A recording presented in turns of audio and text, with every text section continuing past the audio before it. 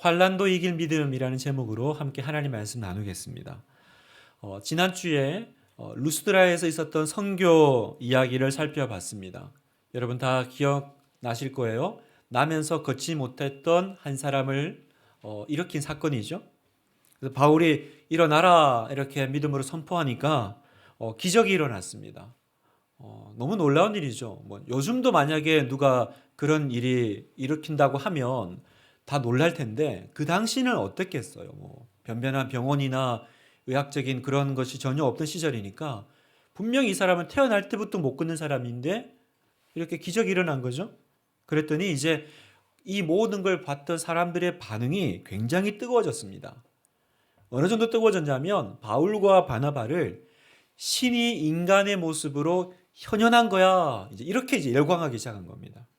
그리고 이제 이 사람을 이제 앞에 세워놓고 그 앞에 이제 제사를 드리려고 하는 거예요. 신이니까. 그리고 이름을 붙였습니다. 12절에 보면 바나바는 제우스라 하고 바울은 그 중에 말하는 자이므로 헤르메스라 하더라.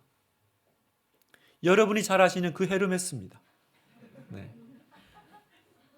명품 가방 말고 그 머큐리라고 하죠. 그 로마 신화에 나오는 그 신이요. 참고로 제우스는 주피터라고 이제 또 부르기도 합니다. 어쨌든 너무 놀래가지고 이거 사람일 수가 없어. 어떻게 이런 일을 해? 그래서 제우스, 헤르메스 이렇게 이름 붙이고 막 그 앞에 이제 절을 하려고 하니까 자 그때 바울의 반응입니다. 바울이 보면 14절에 보니까 두 사도 바나바와 바울이 듣고 옷을 찢고 무리 가운데 뛰어들어가서 소리질러 이르되 여러분이여 어찌하여 이러한 일을 하느냐 우리도 여러분과 같은 성정을 가진 사람이라 여러분에게 복음을 전하는 것은 이런 헛된 일을 버리고 천지와 바다와 그 가운데 만물을 지으시고 살아계신 하나님께로 돌아오게 함이라. 이 모든 상황을 보고 바울이 너무 놀래가지고 뛰어들어가서 옷을 찢었다라는 거예요. 그리고 소리를 지르면서 말렸다라는 거죠. 여러분 이제 옷을 찢는다라는 거 우리는 참 이렇게 익숙하지 않은 문화인데 유대인들에게 이 옷을 찢는 건 강한 어떤 그 반감을 드러내는 겁니다. 뭔가 이렇게 진짜 있어서는 안 된 일이 벌어졌을 때 이제 그 표현으로 옷을 찢는 거죠. 여러분은 평소에 옷 찢어본 적 있으십니까? 옷까지는 아니더라도 이렇게 막 소리를 지르고 어떤 그런 제스처를 취했다면 아마 그건 주로 뭔가 억울하고 원통한 일이 생겼을 때 우리는 찢는다면 그렇게 찢지 않겠어요? 그런데 지금 사도 바울은 그런 상황이 아니거든요, 사실은. 오히려 지금 어떤 상황이에요? 반대죠? 사람들이 나를 신으로 지금 추대하려고 하는 그런 상황입니다. 그러니까 지금 가만히 놔두면 어때요? 나한테 지금 굉장히 좋은 일이 일어날 겁니다. 굳이 옷까지 찢을 이유 있습니까? 그냥 막 사람들이 그러면 그냥 못 이긴 척, 에이, 안 돼요. 이러고 그냥 말아버려도 될 거를 뭘 막 옷을 찢고 소리를 지르고 그럴까요?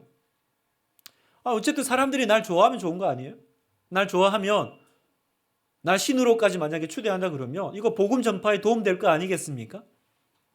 여러분, 여기에 위험성이 있습니다. 여러분, 성공도 위험하다라는 걸 기억하셔야 돼요.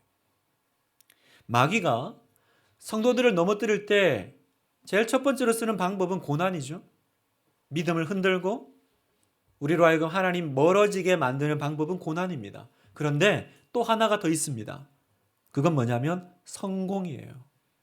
우리를 성공의 감옥에 집어넣습니다. 그러면 그 감옥에서 못 나옵니다. 고난에 넣어도 못 나오지만 성공에 넣어도 못 나옵니다. 지금 사도 바울은 가는 곳마다 핍박당했어요. 그죠? 가는 곳마다 핍박당하고 배척당하고 그런데 여기 오니까 사람들이 너무 좋아하잖아요. 얼마나 이 반응이 달콤했겠습니까? 거기다가 13절에 보니 시외 제우스 신당의 제사장이 소와 화환들을 가지고 대문 앞에 와서 무리와 함께 제사하고자 하니 그 성의 이제 지도자겠죠? 그냥 소 끌고 옵니다. 지금 화환 이렇게 걸어주려고 지금 대대적으로 지금 뭡니까? 이 사도 바울을 환대하고 환영하려고 액션을 취하고 있는데 여러분 가만히 있으면 나는 그냥 자동 거의 신 내지는 위인급이 될 상황입니다. 바울이 얼마나 주저앉고 싶었겠어요. 가는 곳마다 배척당하고 핍박당했는데 여기 오니까 사람들이 좋아해요. 막 날 신이래. 그러면 전도 선교 귀찮아. 그거 얼마나 힘든데 여기 그냥 있어야겠다. 나 여기 그냥 사명이고 모르겠어. 그냥 지금 좋잖아. 이게 성공의 감옥입니다. 그러니까 사도 바울이 어떻게 돼요? 옷을 찢는 거예요. 강하게 부정하죠. 무슨 말이냐면 지금 나에게 중요한 건 사람들이 나를 어떻게 평가하고 어떤 평판이 아니라, 그러니까 내가 어떻게 느끼느냐가 중요한 게 아니라 중요한 건 뭐예요? 하나님이 지금 이걸 어떻게 보시느냐, 이게 더 중요한 거죠. 이 부분이 저를 굉장히 부끄럽게 했습니다. 제가 말씀을 준비하면서 만약 내가 사도 바울의 자리에 있었으면 나는 옷을 찢었을까? 나는 이렇게 막 화를 냈을까? 저도 목사다 보니까 이렇게 성도들이 좋아해 주면 좋죠. 아우 목사님 너무 잘하십니다. 그러면 제가 뭘요? 그러면서도 제 마음에는 은근히 그걸 이렇게 하나님이 아니라 저에게로 가져오고 싶은 그런 명예욕이 있는지, 욕망이 있다라는 이 간사함이 있는 걸 제가 발견을 한 거죠. 그래서 그 마음이 얼마나 컸는지를 제가 생각을 하면서 하나님 앞에 회개했습니다. 사랑하는 우리 하나님의 성도 여러분, 오늘 우리도 하나님 앞에서 찢어야 될 옷이 있습니다. 그렇죠? 여러분도 지금 하나님 앞에서 찢어야 될 옷이 있습니다. 은근히 누가 날 알아주지 않으면 그렇게 서운하고, 또 칭찬하면 그 자리에 계속 머물고 싶고, 그냥 하나님도 좋지만 나도 그 영광 좀 맛보고 싶은, 모든 영광과 존귀를 하나님께 올려드려야 되는데 계속 그 자리에 내가 하고 싶은 거죠. 그 옷을 찢어야 되는 거예요. 내 안에 있는 이 교묘한 이 명예욕, 사람들은 모르지만 내 안에 숨어져 있는 이 간사한 욕망들을 제거해야 되는데, 여러분 이거 어떻게 제거할 수 있죠, 여러분? 어떻게 이걸 이겨낼 수 있습니까? 방법은 오직 십자가 복음밖에 없어요. 십자가 복음. 십자가 복음이 어떤 복음입니까? 갈라디아서 2장 20절에 내가 그리스도와 함께 십자가에 못 박혔나니 그런즉 이제는 내가 사는 것이 아니요 오직 내 안에 그리스도께서 사시는 것이라. 이게 십자가 복음입니다. 무슨 말이에요? 내가 십자가 복음을 믿는다라는 것은 나는 나의 이 옛 자아, 이 욕망 덩어리, 이 명예욕 덩어리, 욕심 덩어리 내 자아가 십자가에 죽었습니다. 죽고 이제 내 안에는 예수님만 내 안에 사십니다. 그래서 모든 영광은 그분에게. 나는 죽고 예수로 사는 사람이 십자가 복음을 믿는 사람입니다. 그 사람에게는 이제 핍박도 성공도 의미가 달라집니다. 사람들이 주목하고 칭찬해도 넘어질 게 없어요. 오히려 그 마음에 내가 혹시나 하나님의 영광을 조금이라도 가로채는 건 아닐까 두려운 마음이 있을 뿐이죠. 또 아무리 어려워도 끝까지 충성하고 끝까지 사랑하게 됩니다. 왜요? 난 죽었으니까. 그 옛날에 상처받고 힘들어하던 나는 십자가에 못 박혔고요. 오직 내 안에 주님만. 성도 여러분, 이 시간 십자가 복음 앞에 서십시오. 십자가 앞에 서서 주님, 저를 저기에 나의 이 못된 옛 자, 성공에 도취하고 사람들의 칭찬에 목말라 하고 또 하나님께 올려드릴 영광을 내 것으로 하고 싶어하는, 때로는 이곳이 편해서 나에게 맡겨주신 사명, 소명, 그거 이렇게 멀리하고 싶었던 저의 이 모든 옛 자아를 십자가에 못 박아 주십시오. 그리고 예수님만 내 안에 살아가시기를. 주님, 내가 그렇게 원합니다. 그렇게 고백하는 십자가 복음 앞에 서 있는 십자가 복음으로 무장된 여러분 되시기를 축복합니다. 그런 교회가 우리 하나교회가 될 줄 믿습니다. 그래서 사도 바울은 말렸어요. 가만 놔두면 날 막 이렇게 할 거지만 옷을 찢으면서 안 된다. 그런 거 하지 말라고 지금 복음 전하는데 나도 똑같은 사람인데 왜 나한테 그러냐? 안 된다. 그랬더니 갑자기 이제 이 사람들이 돌변을 한 겁니다. 참 사람이 그렇습니다, 여러분. 조금 전까지 그렇게 막 뭐 제우스니 뭐 헤르메스니 그렇게 좋아하다가 딱 자기가 원하는 것들이 안 되니까 바로 이렇게 바뀌는 게 사람의 마음이에요. 자, 19절 보세요. 유대인들이 안디옥과 이고니온에서 와서 무리를 충동하니 그들이 돌로 바울을 쳐서 죽은 줄로 알고 시외로 끌어내치니라. 안디옥과 이고니온에서 또 이 바울 싫어하는 이 유대인들이 찾아온 거예요. 와서 이 사람들을 막 충동질했다 그럽니다. 그러니까 막 이제 뭐 바울이 이제 그런 얘기를 했겠죠. 이간질을 했겠죠. 그러니까 안 그래도 지금 자기들이 하고 싶은 거 못 하겠는데다가 충동질하니까 돌변한 겁니다. 그래서 어떻게 했어요? 돌로 쳐서 바울을 죽였습니다. 죽였어요. 그러니까 죽은 줄 알고 성 밖에 내버린 겁니다. 바울을. 그런데 이제 놀라운 일이 일어나죠. 20절. 제자들이 둘러섰을 때에 바울이 일어나 그 성에 들어갔다가 이튿날 바나바와 함께 더베로 가서 죽은 줄로 알았던 바울이 다시 일어난 거죠. 하나님의 기적이죠. 하나님의 은혜죠. 여기서 이 일어난다라는 이 단어는 그냥 이렇게 뭐 자리에서 잠깐 일어나는 그 단어가 아니라 예수님께서 부활하셨을 때의 그 단어와 똑같은 단어를 씁니다. 원문을 보면. 그러니까 하나님께서 살려주신 거예요. 그 얘기를 하고 있는 건데, 그런데 지금 성경은 오히려 그것보다는 더 놀라운 일이 있다라고 얘기하십니다. 그게 뭐냐면 다시 성으로 들어갔다라는 거예요. 살아나서 뭐 살아났다고 뭐 상처가 없어졌겠어요? 아마 뭐 피투성이겠죠? 돌에 맞았으니까. 다시 일어나서 그 성으로 들어가더라는 게 더 놀라운 일이라는 거죠. 여러분, 사람 마음 다 똑같습니다. 누구하고 싸워서 감정 격해지면요, 그 사람 다시 안 보고 싶고요, 그 사람 안 마주치고 싶고요, 그 사람 있는 곳 안 가고 싶은 게 그게 사람 마음이잖아요. 그게 뭐 사람의 감정 아니겠어요? 그게 인지상정입니다. 그런데 바울이 지금 돌아갔대요. 어디로 돌아간 거예요? 날 돌로 쳐서 죽인 사람들에게로 다시 돌아간 거예요. 어떻게 그곳으로 돌아갑니까, 여러분? 무슨 마음을 먹고 돌아갈 수 있어요? 해외에서 선교하시는 분의 어떤 말씀을 들어보니까 전도하다가 경찰서에 끌려가서 전도한다고 그렇게 많이 맞은 선교사님이 계셨어요. 근데 그분 말씀을 들어보니까 맞은 것도 아프지만 더 공포스러운 건 뭐냐면 맞고 나서의 트라우마라는 거예요. 한 달 동안 그 공포심이 떠나가질 않는다라는 거예요. 그러니까 사람들이 무서워져서 나갈 수가 없는, 맞는 것보다 더 힘든 게 그 이유의 일 아니겠어요? 성도 여러분, 생각해 보십시오.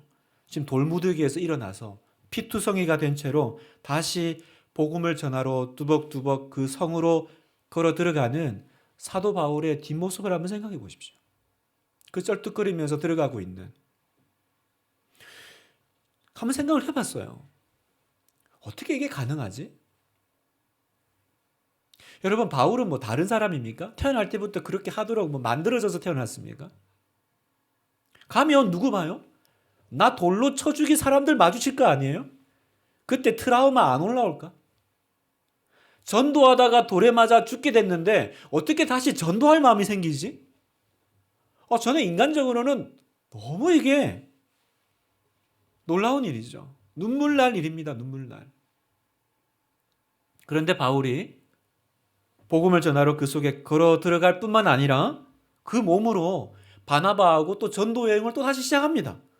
21절, 복음을 그 성에서 전하여 많은 사람을 제자로 삼고 루스드라와 이고니온과 안디옥으로 돌아가서. 여러분, 지금 어디로 갔대요? 루스드라, 이고니온, 안디옥. 아까 우리 읽으셨죠? 이고니온과 안디옥이 어떤 지역입니까? 지금 거기서, 그죠? 그 유대인들이 와가지고 지금 바울을 지금 잡아 죽이도록 충동질한 거 아니에요? 그러니까 날 제일 싫어하는 사람이 있는 그 지역이 이고니온과 안디옥인데 거기로 간 겁니다. 루스드라는요, 거의 죽을 뻔한 곳이었죠. 저는 오늘 이 본문을 읽으면서 한 가지 제 마음에 의아한 점이 하나 있습니다. 그게 뭐냐면, 아니 하나님은 걷지 못하는 사람 일어나게 하는 기적은 베푸시는 하나님이 왜 바울이 그렇게 돌 맞을 때는 안 도와주셨지?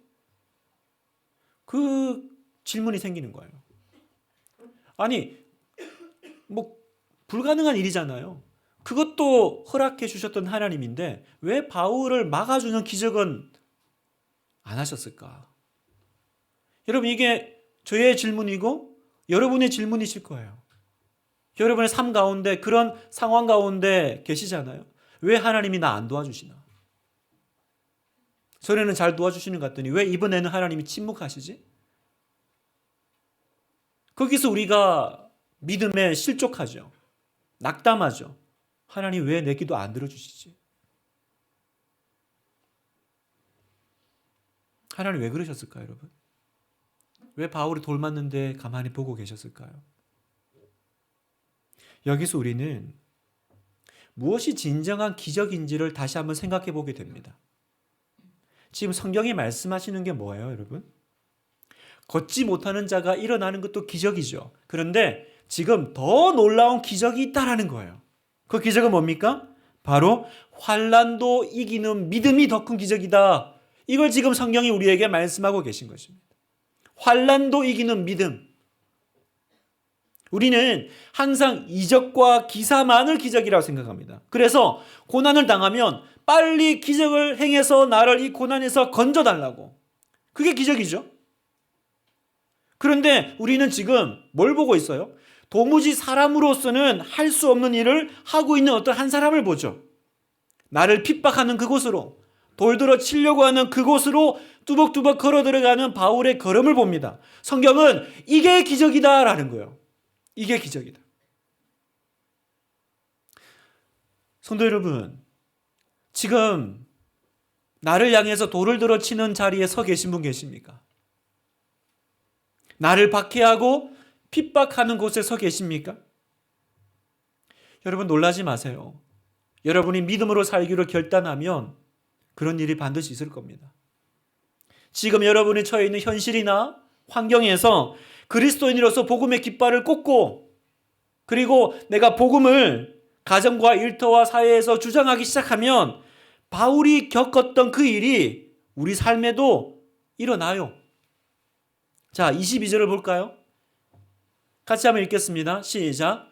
제자들의 마음을 굳게 하여 이 믿음에 머물러 있으라 권하고, 또 우리가 하나님의 나라에 들어가려면 많은 환난을 겪어야 할 것이라 하고. 바울은 둘러서 얘기하지 않습니다. 하나님 나라 들어가려고 하는 사람은 뭐라고요? 반드시 고난 있다라고 말씀하세요. 복음으로 살려고 하면 복음의 축복도 있지만 고난이 있을 거다라고 가르칩니다. 한국 교회가 놓친 게 이거죠. 예수 믿으면 다 잘 되고 기도하면 다 응답받고 그렇게 내가 믿고 있다가 고난이 발생하면 어쩔 줄 몰라 하는 거예요. 성경은 얘기합니다. 아니다. 주님의 백성이 가는 길에 고난이 있다라는 거예요. 이 땅에 고난이 있대요. 믿음으로 살려면, 하나님 나라 들어가려면 우리는 고난의 길을 통과해서 영광의 복음으로 들어가게 됩니다. 그러나 여러분, 하나님의 백성에게 고난만 있는 건 아닙니다. 오늘 우리가 성경을 보면 환난은 이기는 믿음의 기적도 하나님께서 주신다고 말씀하시는 거예요. 환난을 이기는 믿음의 기적.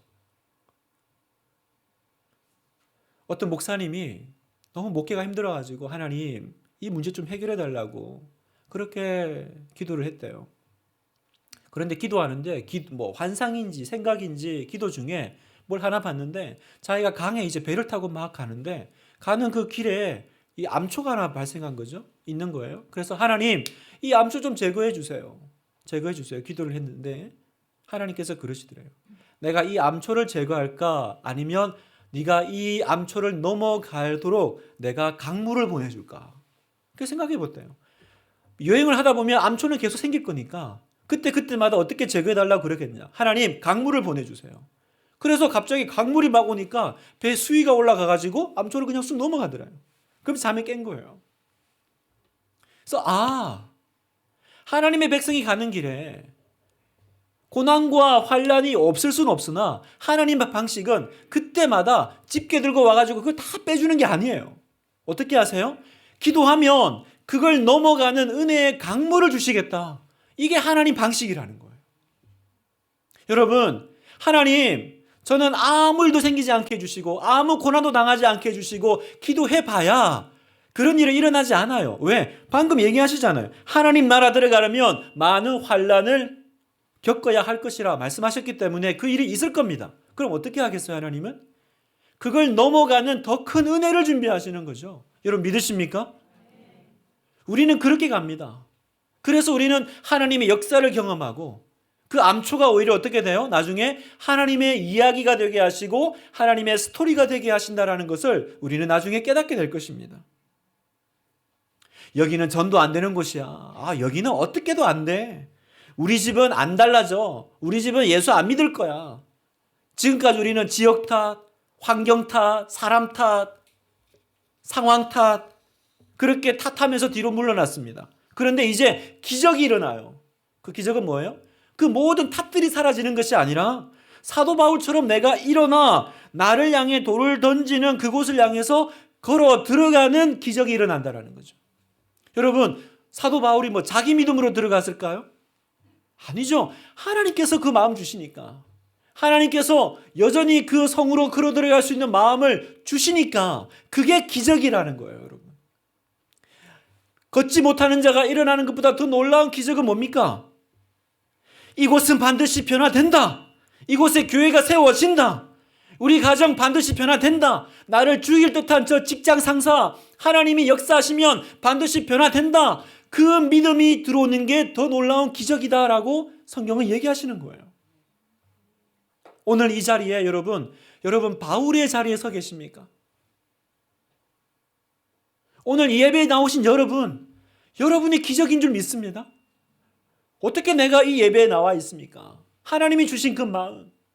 오늘도 내가 나를 향해 돌을 들러치는 그 자리에 서 계신다면 그건 고난의 자리가 아니라 그 자리가 바로 기적의 산 증인의 자리가 될 줄 믿습니다. 환난도 이길 믿음을 구하십시오. 환난도 이길 믿음을 주님 앞에 구하시면 하나님의 은혜의 강물이 와 그 모든 암초를 넘어가게 하실 것을 믿습니다. 하나만 더 살펴보면 이제 바울과 바나바의 1차 전도 여행이 마무리가 됩니다. 1차가 마무리가 돼요. 그래서 돌아가죠. 처음에 어디서 출발했습니까? 안디옥에서 출발했잖아요. 그래서 안디옥 교회로 이제 돌아가기 시작하는데 가는 길에 자기가 그 왔던 길을 다시 갑니다. 가서 한 가지 일을 하는데 뭐 하냐? 그 교회마다 장로들을 세워요. 자, 23절 각 교회에서 장로들을 택하여 금식 기도하며 그들이 믿는 주께 그들을 위탁하고 그 교회의 지도자를 세운 거죠. 자, 여러분 이거 쉽지 않은 일입니다. 지금 이 장로들을 세웠다 그랬는데 이 장로님들은요. 지금 우리가 요즘 보는 그 장로님들 생각하시면 안 됩니다. 그 당시는요. 성경도 없고 그죠? 신학훈련을 받은 것도 아니고 신학교가 있는 것도 아닙니다. 말이 장로지. 지금 제가 보면 그냥 새신자예요. 새신자. 등록한 지 얼마나 됐겠어요? 어제 토요일 저녁에 오후에 우리 순장반 개강 수련회를 했습니다. 이번에 세워진 순자님들이 있는데 이제 앞에 나와서 인사하고 이제 자기 소감을 이렇게 한마디 차라 그랬더니 순자님들이 그러시더라고요. 자기가 순장을 수락하고 그때부터 밥맛이 없대요.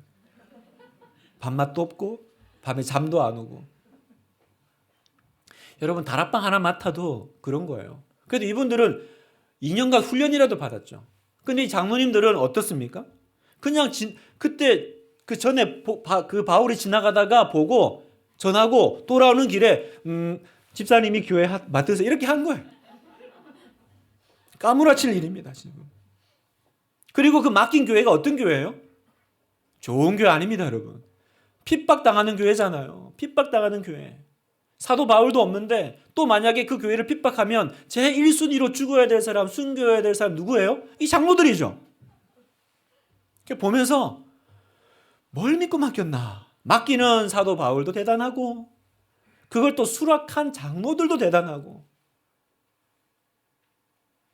성도 여러분, 저는 여기서 한 가지 되게 중요한 믿음의 원리를 발견하는데 그 원리는 뭐냐면 교회는 하나님이 세우신다라는 원리입니다.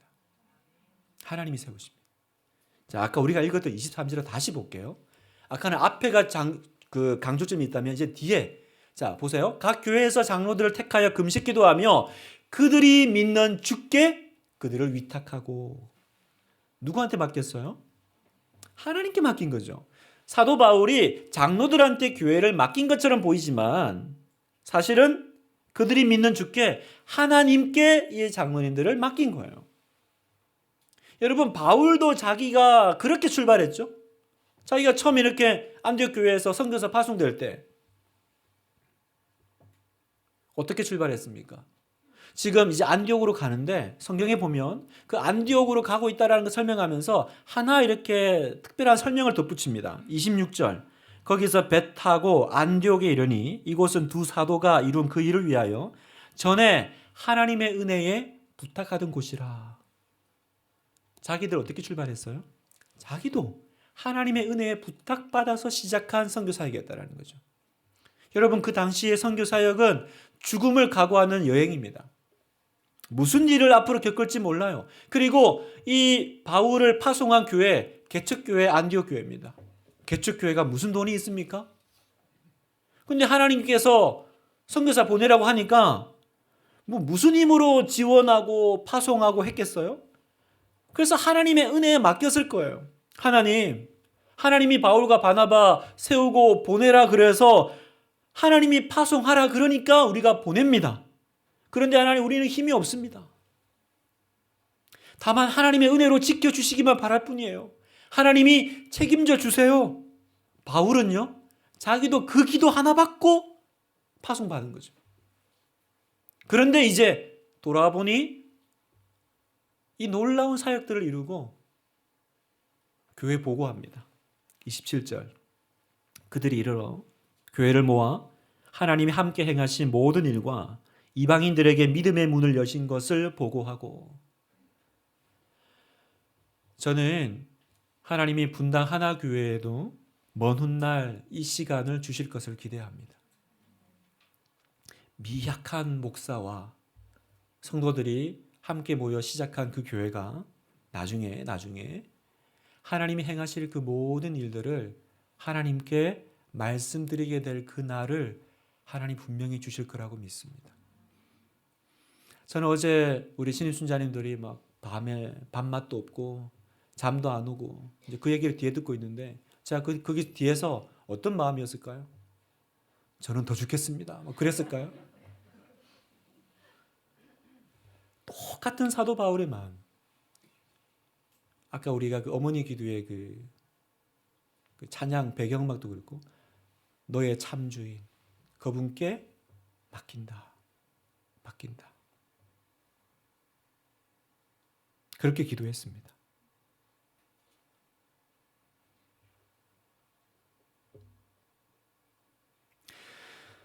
성도 여러분, 감당치 못할 사역 앞에 서 계십니까? 이 일을 하기에 너무나도 두렵고 떨리세요? 나에게 주어진 삶, 일, 사역들, 사람들. 그때 핍박당하는 교회의 장로로 뽑힌 그 사람들의 마음 생각해 보세요. 나한테 이렇게 교회를 맡겨도 되나? 그런 마음 엄청 들었을 것 같아요. 얼마나 무섭고 불안했을까? 그러나 오늘 이 말씀 보면서 교회는 하나님이 세우십니다. 이 시간 여러분의 모든 문제가 주님께 다 맡겨지는 역사가 일어나기를 주님의 이름으로 축복합니다. 두려운 사명 앞에 걱정하지 마십시오. 하나님은 여러분보다 여러분을 더 사랑하십니다. 아멘이시죠? 하나님은 여러분의 인생을 가지고 장난치지 않으실 겁니다. 하나님은 여러분보다 여러분을 더 사랑하십니다. 그래서 우리가 올해 이 영적 도약을 위한 나의 결단을 주님께 드립니다. 그냥 순종하고 드리면, 맡기면, 그죠? 하나님께서 하실 줄 믿습니다. 하나님께서 이 자리로 부르셨고 우리와 함께 하시며 우리도 나중에 주님 앞에 보고할 날이 올 겁니다. 그때 하나님이 우리를 통해서 행하신 그 일들을 하나님 앞에 이야기하며 보고하며 하나님께 영광 돌리게 될 날을 꼭 허락하실 줄 믿습니다.